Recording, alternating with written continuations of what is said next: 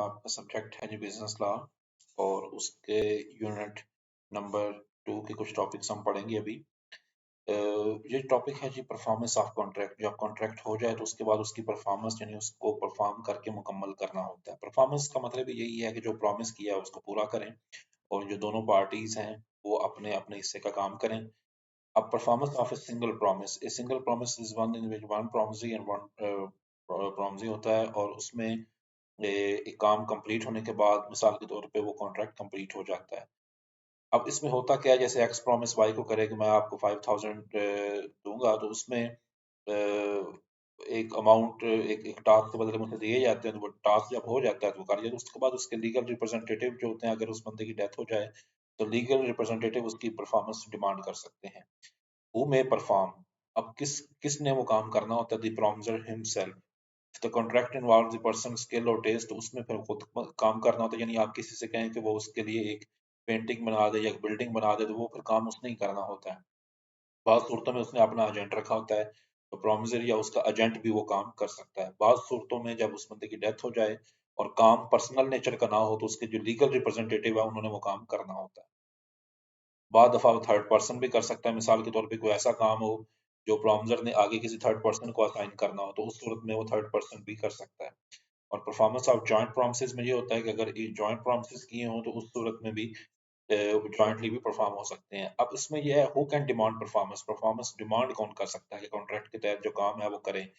इसमें प्रोमिसी का रोल है। Promise is made with several person jointly with the absence of any agreement to the contrary. All promisors jointly can demand performance. उसमें वो उनके legal representative भी demand कर सकते हैं।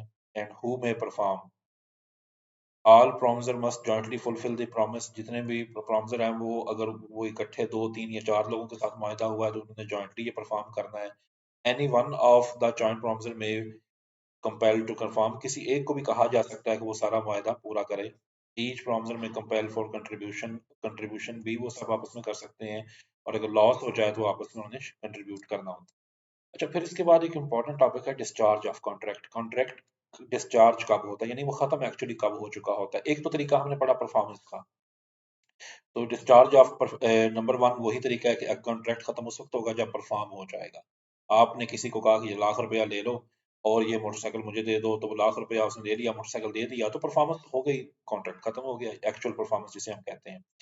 बाद दफा होती है अटेम्प्टेड परफॉर्मेंस। बाद दफा ये है कि जिस बंदे से आपका प्रॉमिस हुआ उसने परफॉर्मेंस अटेम्प्ट की बट एक्चुअली कंप्लीट नहीं हुआ, तो उस सूरत में अब जब ऑफर कंप्लीट नहीं हुई, ऑफर एक्सेप्टेंस कंप्लीट नहीं हुई और परफॉर्मेंस मुकम्मल नहीं हुई, तो उस सूरत में भी कॉन्ट्रैक्ट खत्म हो सकता है। इस तरह डिस्चार्ज बाय एग्रीमेंट हो सकता है। बाद दफा जो पार्टीज हैं वो आपस में एक एग्रीमेंट कर लें तो उसको भी डिस्चार्ज किया जा सकता है, जिसमें एक टाइप है नोवेशन की। नोवेशन में ये है कि वो पुराना मुआहदा खत्म करके आपस में एक नया मुआहदा कर दें। इस तरह अल्टरेशन है, वो लोग क्या करते हैं कि वो अपने एग्जिस्टिंग कॉन्ट्रैक्ट के अंदर कुछ टर्म्स एंड कंडीशन और डाल के एक नया मुआहदा कर देते हैं। इस तरह रजिस्ट्रेशन है। रजिस्ट्रेशन में यह है कि दोनों पार्टीज मिलकर एक मुआहदा करते हैं कि हम अपना पिछला मुआहदा खत्म करते हैं। इन तरीकों से भी खत्म हो सकता है। अब बाद दफा एक और तरीका भी है रिमिशन का। रिमिशन में यह है कि एक पार्टी दूसरे से कम परफॉर्मेंस पे राजी हो जाती है कि चलो तुम मुझे मोटरसाइकिल के बदले लाख रुपया नहीं तो 70,000 दे दो, तो फिर भी कॉन्ट्रैक्ट कंप्लीट हो गया। इस तरह वेवर का एक कॉन्सेप्ट है, एक पार्टी दूसरे को वेव ऑफ कर देती है। तो ये 5 तरीके हैं जिससे आप डिस्चार्ज ऑफ कॉन्ट्रैक्ट हो सकता है। अच्छा, डिस्चार्ज बाय इम्पॉसिबिलिटी भी होता है। बाद दफा जिस काम के लिए आपने काम किया वो काम करना ही हो सकता है, इम्पॉसिबल एक्ट हो जाए। मसलन आपने किसी से मुआहदा किया दरिया में से मछलियां पकड़ने का और दरिया में सैलाब आ गया, तो मुमकिन नहीं रहता उसको ऐसा करना। बाद दफा सब्सिक्वेंट इम्पॉसिबिलिटी हो जाती है। कॉन्ट्रैक्ट के वक्त ये मसला नहीं था, बाद में राइज हो गया, जिसमें सब्जेक्ट मैटर डिस्ट्रॉय हो सकता है, पर्सनल इनकैपेसिटी हो सकता है, लॉ चेंज हो सकता है या वार हो सकती है। मसलन आपने किसी से कहा कि घर मेरा पेंट कर दो, उसने आपने 10,000 का एडवांस दे दिया, बाद में अर्थ का एक और घर ही गिर गया, तो उस सूरत में फिर वो नहीं हो सकता। और discharge by lapse of time होता है, बाद दफा वक्त ही गुजर जाए फिर भी होता है। इस तरह discharge by operation of law भी होता है, जिस सूरत में जैसे डेथ की सूरत में, अनऑथोराइज अल्टरेशन की सूरत में भी ये चेंज हो जाता है। इंसॉल्वेंट हो जाए अगर पार्टी तो उस सूरत में भी, मर्जर की सूरत में भी ये चेंज होता है। इस तरह discharge by breach of contract. और आखिरी ये छठा तरीका ये है कि कॉन्ट्रैक्ट ब्रीच कर दिया जाए। ब्रीच करना मतलब है कॉन्ट्रैक्ट में जो एग्रीमेंट किया था, जो प्रॉमिस किया था और एक्सेप्ट किया था, उसको ब्रीच कर दिया जाए, उसमें अमल दरामद ना किया जाए।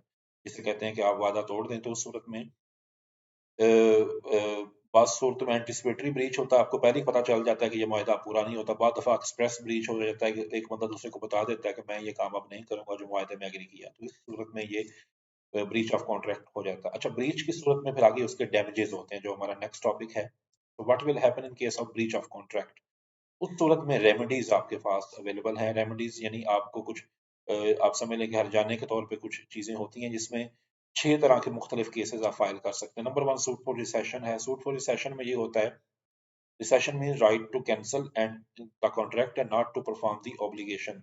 इफ वन पार्टी जो है वो उसको कैंसिल कर दे, अब अदर के पास होता है कि वो कॉन्ट्रैक्ट को रिसेशन की तरफ ले जाए, और इस सूरत में रेस्किशन की सूरत में वो जो होता है वो उस पर्सन की अपने डैमेजेस क्लेम कर सकता है।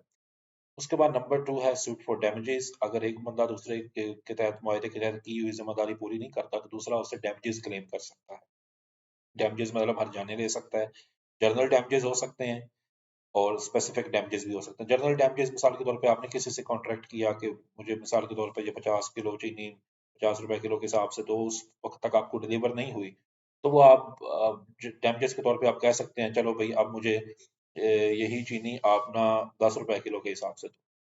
तो ये जनरल डैमेजेस हैं, इसके लिए आप कोर्ट में जा सकते हैं। स्पेशल डैमेजेस की सूरत में आप बड़ी अमाउंट का मुतालबा कर सकते हैं। एग्जेम्पलरी डैमेजेस भी होते हैं। बाद दफ़ा आप मिसाल के तौर पे कोर्ट में एग्जेम्पलरी डैमेजेस का मुतालबा करते हैं और उस सूरत में आप फिर बड़ी अमाउंट अमूमन मांगते हैं। और बाद दफ़ा नॉमिनल डैमेजेस होते हैं, कोई बड़ी अमाउंट का आपको जुर्माना ना कोर्ट नहीं करती और नॉर्मली थोड़ी सी अमाउंट करती है। इस तरह एक तीसरा वे आउट होता है suit upon quantum meruit. Quantum meruit का मतलब होता है in proportion to the work done. तो जितना आपने काम कर लिया हो उतने आप पैसे डिमांड करते हैं अगर दूसरी पार्टी कॉन्ट्रैक्ट पूरी नहीं कर रही। आपने घर बनाने का सपोज अगर एक कॉन्ट्रैक्ट लिया और आपने 50 लाख का काम कर लिया और 70 लाख का बाकी रहता है, तो आप 50 लाख के लिए सूट फाइल कर सकते हैं। Suit for specific performance. Specific performance के लिए भी आप कर सकते हैं कि मुझे एक खास काम एक खास लिमिट तक करके दिया जाए। इस तरह सूट फॉर इंजेक्शन है। इंजेक्शन का मतलब ये होता है कि आप कोर्ट में जाते हैं और किसी बंदे को रिस्ट्रिक्ट करते हैं कि वो एक खास काम ना करे जिसके लिए उसने हमसे मुआहदा किया था। तो ये जो होता है ये ब्रीच ऑफ कॉन्ट्रैक्ट की सूरत में ये डैमेजेस की प्रोविजंस थी। इनको अब अच्छी तरह पढ़ लें। इसके बाद हमारे कॉन्ट्रैक्ट ऑफ गारंटी और कॉन्ट्रैक्ट ऑफ बेलमेंट रह जाएंगे, इनको साथ साथ पढ़ेंगे और फिर कॉन्ट्रैक्ट एक्ट का लास्ट टॉपिक है। तो इससे आगे फिर हम यूनिट नंबर 3 शुरू करेंगे।